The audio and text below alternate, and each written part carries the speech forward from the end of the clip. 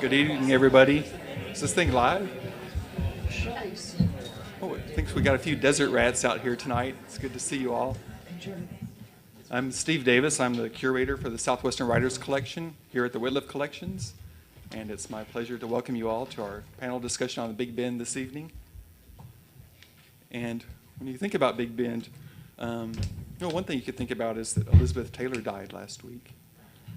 And The Giant. one of her great roles was in Giant, filmed out in Marfa in 1955. And for those of us who are interested in Texas literature, when you think about Giant, that brings to mind Billy Lee Bramer's classic novel, The Gay Place, which was published 50 years ago. And Bramer was a young reporter at the newly formed Texas Observer when he drove out to Marfa to write about the making of Giant. And those experiences he had reporting there helped inspire his great novel. And here at the Wittliff Collections, we found that many writers and photographers have been inspired by the Big Bend region over the decades. And we've gathered several of them together for our exhibit, Big Bend, Land of the Texas Imagination. And we've gathered several of the cream of the crop here this evening for our panel discussion.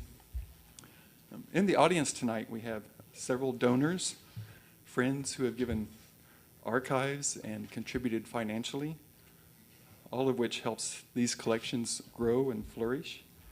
And I'd like to mention that 2011 marks the 25th anniversary of the Wittliff Collections, and we're poised to make great strides into the future, collecting, preserving, and making available the finest artistic representations of Texas and the Southwest. And we do need your help to continue with this important work, so please consider joining us as we continue our mission. I'd also like to take, now that I've done the public service announcement, a moment to recognize our founding donors, Bill and Sally Wittliff, who are here this evening. Bill, Sally, how are you? There they are, way in the back.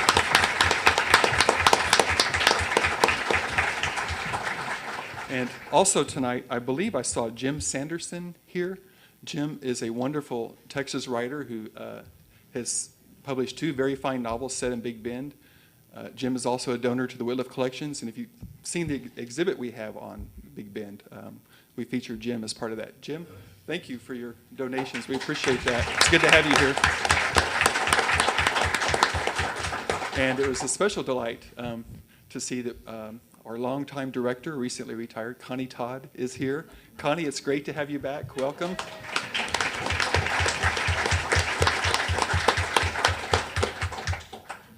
And now it's my honor to briefly introduce our distinguished guests. First, our moderator this evening, Mr. Jake Silverstein, who many of you know as the editor of Texas Monthly. What some of you might not know is that Jake is a former reporter for the Big Bend Sentinel, a newspaper based in Marfa. And while living in Marfa, Jake was also writing some terrific stories for Harper's Magazine. Jake earned his MFA in creative writing from UT Austin's Michener Center for Writers, and in 2006 he joined Texas Monthly as senior editor. In 2008 he became editor. Jake and his staff produce a magazine that is national in quality and yet focuses on Texas.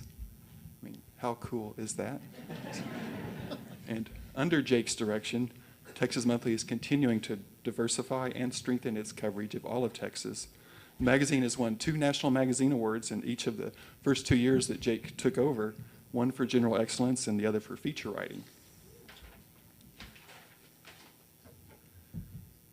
Jake is also the author of this recently published book, Nothing Happened and Then It Did, a chronicle in fact and fiction. This is a very funny and a very thoughtful book that follows the adventures of a young journalist, coincidentally named Jake Silverstein, who gets a reporting job in Marfa, Texas, while searching for his first big breakthrough story. Jake, like Billy Lee Bramer before him, found literary gold in Marfa. Jake's book is available for purchase this evening, so you can buy a copy courtesy of our university bookstore, and Jake has agreed to stay and sign copies after the program. So we're delighted that you're here moderating, Jake. Please join me giving him a warm welcome.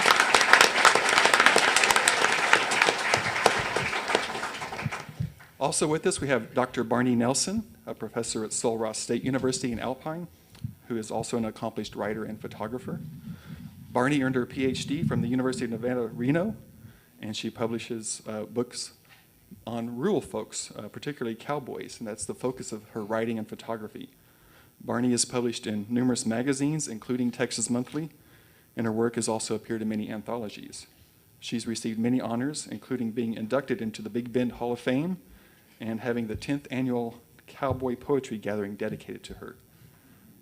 Dr. Nelson's books include Voices and Visions of the American West.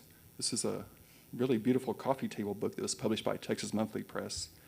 Her other books, among her other books, is The Last Campfire, The Life Story of Ted Gray. Does anybody here know Ted Gray? He's a Big Bend legend who passed away recently. A few years ago, Barney put together this excellent anthology. It's called God's Country or the Devil's Playground, the best nature writing from the Big Bend of Texas. This book is on display in our exhibit, and again, this is being sold this evening if you'd like to have your copy signed. Please join me in welcoming Dr. Barney Nelson.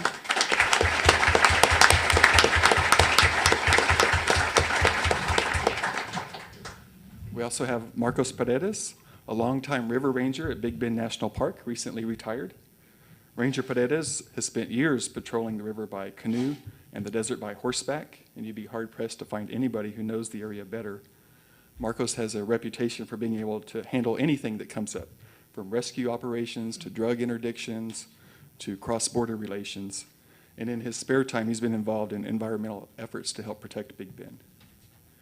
During his career, Marcos has guided many scientists, photographers, and writers into the backcountry, including Nick Patoski and Laurence Parent, and also Gary Cartwright of Texas Monthly, who profiled Marcos and his mustache in his 1985 story, I Was a Dude on Tumbling Mare Mountain. Marcos has also been immortalized in fiction. A recent novel by Nevada Barr. Do any of you here read Nevada Barr's books? These are the mysteries that are set in our national parks. They're very well done. Her one on Big Bend is called Borderline, and it features a major character who bears some striking resemblances to Ranger Paredes, right down to the famous mustache. And Nevada Barr's acknowledgments for the book contain a special shout-out to Ranger Paredes. She writes, and this is a quote, "For humor, inspiration, attitude, and knowledge of the river, I will always be grateful to Marcos Paredes, Big Bend's River Ranger." Marcos, we're also grateful that you made this long trip to come here this evening. Thank you for being with us. My pleasure.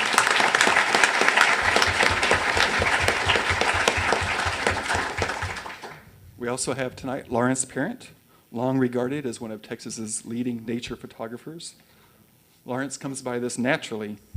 His father was National Park Service ranger and a gifted photographer, and his mother was a writer who published many articles on travel in magazines.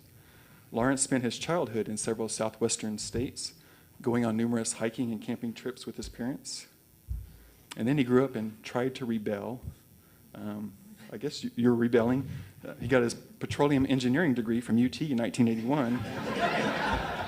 Toiled for 6 long years as an engineer before chucking it and quitting to become a full-time Who wants money? full-time freelance photographer and writer, specializing in landscape, travel, and nature subjects. I bet your mom and dad are very proud. Laurence lives in Wimberley with his wife, Dr. Patricia Parent, who is a faculty member here at Texas State. Patricia, are you here? Hey. She teaches in our political science department here. Laurence's photographs are collected worldwide, and he's the author of many books, including several books of photography, hiking guides to Texas and New Mexico, scenic drives books for many states, books on national parks, including several on Big Bend. I even have a few of them here. These are the ones being sold this evening. Hiking Big Bend National Park, indispensable guide.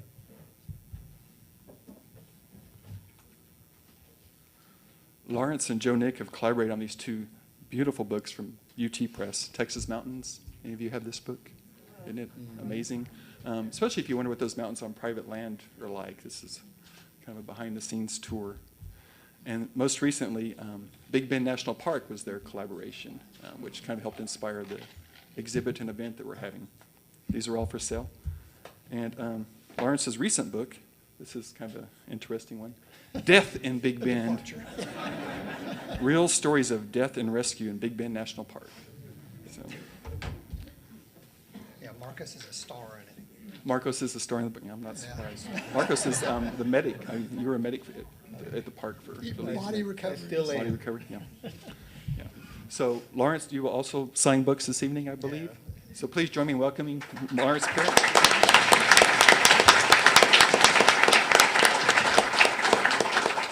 And now to our final panelist, Nick Patoskey, one of the great writers of Texas and a great friend to the Wittliff Collections. Nick is a leading expert on Texas music. In addition to his hundreds of magazine stories on the subject, he has written the definitive biographies of Stevie Ray Vaughan, Selena, and most recently, Willie Nelson. Nick is also one of the leading nature and environment writers in Texas. He's published numerous articles, as well as co-authoring 3 books with Laurence Parent that Nick will also be signing this evening. Nick is a senior editor at Texas Monthly for many years. We're very glad that he and Jake are teaming up this evening. It's nice to see this kind of mini Texas Monthly reunion of sorts. And at the Monthly, we have many of those archives from Nick. You can really see kind of the breathtaking versatility of his writing.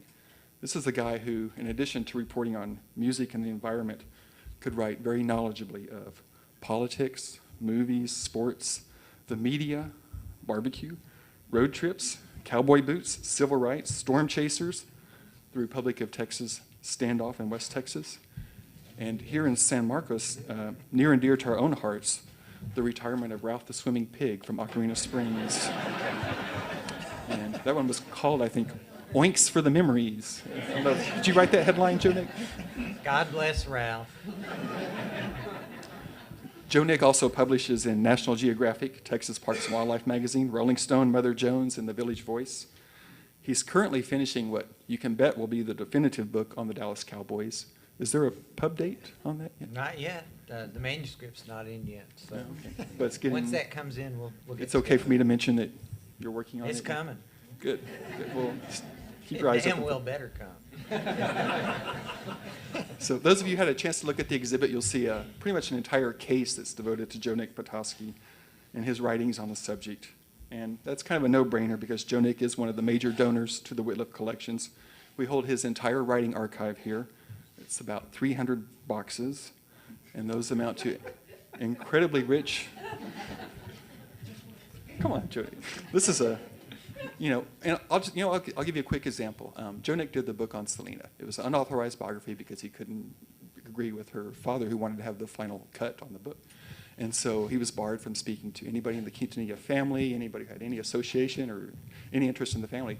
So Nick is a long-time experienced reporter with many, many contacts, just basically worked his ass off and talked to everybody he could about Selena and did these wonderful interviews that he saved. And one person in particular he talked to is Laura Canales, who is about 15, 20 years older than Selena, maybe. She was kind of a groundbreaking figure in Tejano music. She was kind of a lone woman in this very male-dominated industry. And she did this long interview with Nick where she described her experiences in that world during the 1970s, basically. And of course, he can only use a few sentences from that interview in the book because the book was about Selena. But the people who come here and do research find this rich trove of information on Laura Canales, all the people Nick interviewed for that book, for Stevie Ray Vaughan, for Willie Nelson. It's really a pretty incredible resource. And when you consider all the different topics he's written on and this work and research that goes into them, it's a really pretty amazing archive. So thank you for letting me say that, Nick. I know you're embarrassed. Thank you for taking my boxes.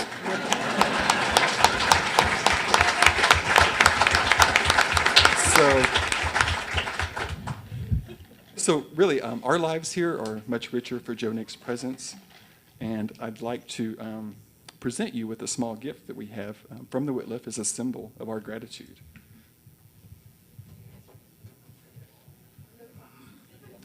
This is an official acid-free archives box. It's created especially for you by our lead archivist, Katie Salzman. I'm sorry what I've done to you all.